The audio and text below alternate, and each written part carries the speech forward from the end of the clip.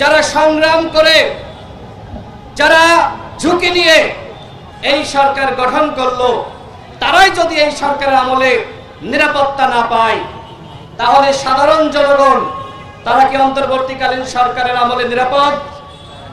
আপনারা কি মনে করছেন যে আপনারা খুব নিরাপদে আছেন? আপনারা কেউই নিরাপদে নাই। আমরা প্রত্যেকেই ঝুঁকির মধ্যে রয়েছি, আমরা প্রত্যেকেই অনিরাপত্তা বোধ করছি।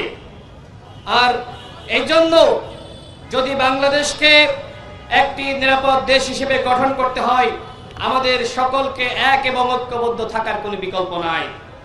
গণঅভ্যুত্থানের পরে ফ্যাসিবাদ বিরোধী শক্তি যখন নানান ভাগে বিভক্ত হয়ে গেছে, যখন নানান দাবিতে বিভাজিত হয়ে পড়েছে, তখন তো এই ধরনের হামলার ঘটনা ঘটবেই। এইটা ছিল একটি টেস্ট কেস, দেখা যে কি হয়। এরপরে গণঅভ্যুত্থানের অন্য নেতাদের উপরে যারা হাসিনার পতন ঘটিয়েছে, এরপরে